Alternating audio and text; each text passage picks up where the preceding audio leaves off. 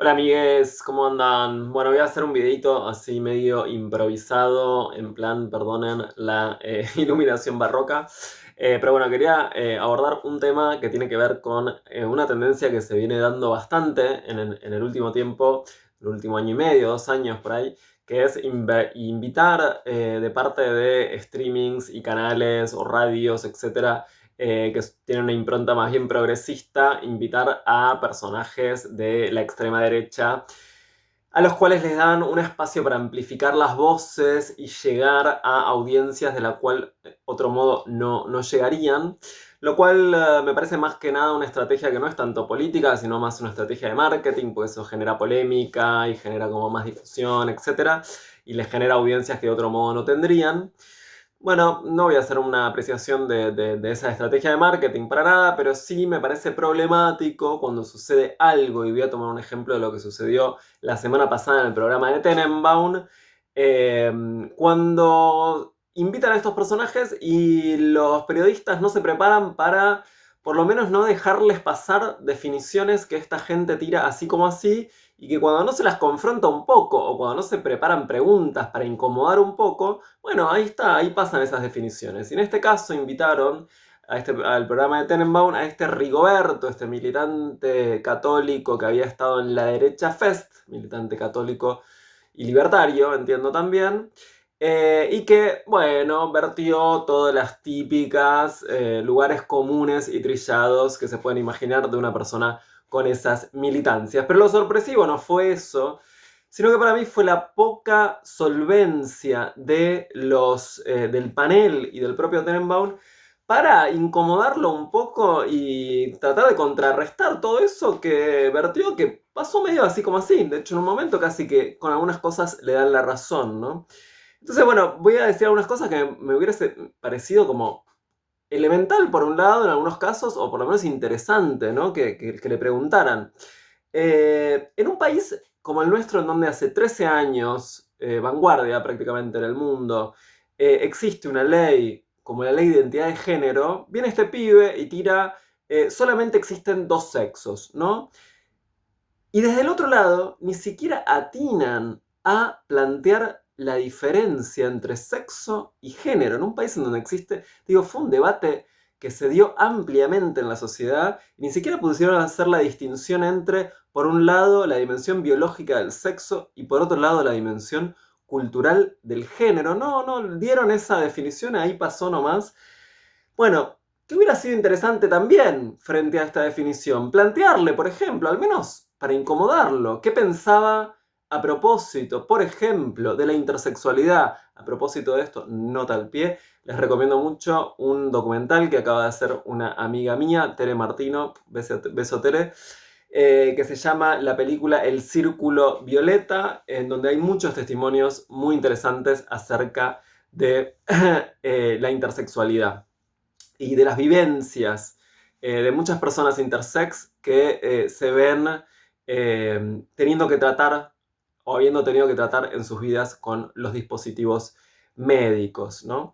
Bueno, hubiese sido interesante plantearle algo en torno a esto, ¿no? Porque estos sectores, es algo mucho que se ve en estas militancias católicas, este catolicismo devenido en un catolicismo militante, eh, que por ejemplo, o cristianismo militante, que por ejemplo tratan de revestir sus posiciones de una aura científica, ¿no? Entonces el tipo le tiraba, ¿no? Que es siempre lo que hizo el catolicismo, cuando está en crisis, ¿no? Es Aristóteles pasado por Santo Tomás de Aquino, y tratando de revestir a todas las posiciones católicas de una aura científica, ¿no? Para que no los tilden de arcaicos. Entonces el pibe tiraba definiciones y definiciones aristotélicas, ¿no? Que ya sabemos, digo, les gustan tanto a ellos los debates metafísicos, filosóficos, etcétera, sobre estas cuestiones tan concretas, ¿no? Hay un cuadro famoso de Rafael, la Escuela de Atenas, en donde se ve a Platón mirando hacia el cielo, apuntando hacia el cielo, ¿no? Hacia el mundo de las ideas, y por otro lado Aristóteles apuntando la palma de su mano hacia abajo, hacia el mundo de lo natural, de la naturaleza, ¿no? Hacia lo terrenal. siempre esa contraposición entre un Platón, ¿no?, ideal y un Aristóteles que fue un poco el basamento de la construcción de las ciencias biológicas, etcétera, ¿no?, de la observación. Bueno, este catolicismo que se quiere revestir de este aura cientificista siempre apela, ¿no?, a Aristóteles pasado por Santo Tomás de Aquino. Ahora, hubiera sido interesante plantearle el fenómeno de la intersexualidad. ¿Por qué? Bueno, porque la naturaleza también se expresa en la intersexualidad. ¿Qué piensan acerca de ese fenómeno? ¿Cómo piensan cuando la naturaleza se expresa de una forma que no toma la anatomía ni claramente femenina ni claramente masculina? ¿O eso lo obviamos, no lo tenemos en cuenta? Ahora, estos sectores que también se oponen tan fuertemente en nombre de respetar la naturaleza a las cirugías de reasignación de género, por ejemplo, y no quieren que la medicina intervenga a los cuerpos de ningún tipo, de una forma hormonal o quirúrgica, para respetar la naturaleza. ¿Qué piensan, por el contrario, de los casos en los cuales desde la década del 30 del siglo pasado, los protocolos médicos establecieron la intervención de los cuerpos que no nacían claramente con caracteres masculinos o femeninos para adecuarlos a uno u otro género? ¿Qué piensan de esos casos? En ese caso sí, está bien que la medicina intervenga mutilando cuerpos, alterando la naturaleza. ¿Para qué? ¿Para adecuarla a qué? Para adecuarla entonces a un ideal, porque en ese caso la naturaleza no es ni claramente femenina ni claramente masculina. Entonces por ahí no son tan aristotélicos, por ahí son un poco más platónicos y quieren adecuar en esos casos la realidad como se expresa a un ideal de hombre o de mujer, ¿no? En esos casos sí, está bien que la medicina intervenga, siempre y cuando sea para adecuarlo a los cánones que ellos tienen de la masculinidad o de la femenidad, ¿no? Y después, y para terminar, en un momento el pibe los increpa y les pregunta, y ahora ya están hablando en este momento del aborto, les pregunta, definime vida, les dice el pibe, ¿no? Y la verdad que las reacciones del panel son muy pobres, no pueden definir bien lo que están diciendo, el pibe les da una definición de vida, ¿no? Y acá hay algo también, un elemento que es interesante para pensar. ¿No tiene el panel la reacción para remontarse a los debates tan interesantes que hubo en el Senado, en diputados, acerca de la legalización del aborto, ¿no?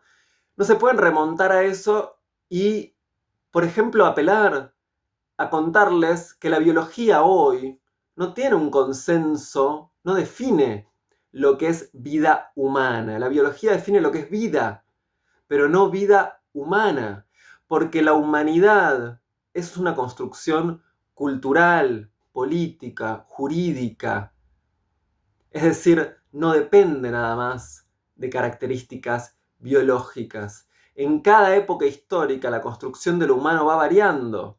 Y este pibe libertario, no sé si lo ignora, supongo que no, si conoce algo de la historia del catolicismo o de la historia, debiera saberlo, porque por ejemplo la Iglesia Católica tardó más de 40 años en reconocer que los pueblos originarios acá eran humanos. 40 años después del mal llamado descubrimiento de América. 40 años después dijeron que, y eso no era una cuestión anatómica, porque más allá del color de la piel, etcétera, la anatomía, el cuerpo, la biología, por supuesto que respondía a un cuerpo humano. Pero del mismo modo ya en la Tierra de la Libertad, incluso en el siglo XVIII, cuando se comenzaron a hacer censos en Estados Unidos, a los negros se los contabilizaba como 3/5 de personas. Y por supuesto, ni hablar de la esclavitud, en donde, por ejemplo, en el derecho romano, el esclavo era una res, una cosa. Es decir, a lo largo de la humanidad fue variando la definición de lo humano Y la definición del humano no depende nada más de características biológicas. La articulación de cuándo un cuerpo humano se articula con lo jurídico es una construcción cultural. Ahora, ignoran estas personas que cuando pretenden que lo que denominan el niño por nacer tenga un derecho desde el momento de la concepción, están quitándole a la mujer el derecho a decidir sobre su propio cuerpo. Bueno, es decir, hubiera sido interesante, quizás excedía el marco radial, ¿no? Por ahí todo esto excedía el marco radial, pero mínimamente, me remonto al inicio, ni siquiera fueron capaces de plantear en un país en donde hace 13 años existe la ley de identidad de género, ni siquiera fueron capaces de rebatirle el argumento a este chico y decirle, no, mira, pibe, una cosa es el sexo y otra cosa es el género. Y en un país en donde existe la ley de identidad de género, eso debería estar un poco claro. Bueno, no, ni siquiera fueron capaces de eso. Entonces digo, y no contentos con esto, al final de la entrevista cayeron en una estrategia muy baja que fue empezar a preguntarle al pibe que si tenía relaciones extramatrimoniales, si tenía novia, que por qué no había tenido hijos. Bueno, la verdad, muy triste la entrevista y muy triste que periodistas que encima uno pensaría siendo progresistas que tendrían algunos elementos básicos, no logran darle un debate y dejan pasar muchas definiciones de este pibe. Quizás ni siquiera tienen por qué estar tan imbuidos en estos temas, porque bueno, son periodistas que no están especializados en esto, pero sería interesante por lo menos que si van a invitar y amplificar las voces de estos pibes, por lo menos para dar esos debates, inviten a personas que estén más o menos imbuidas en estos temas, para que no les dejen pasar estos conceptos tan fácilmente. Bueno, quería añadir eso al debate acerca de esa entrevista. Les mando un saludo.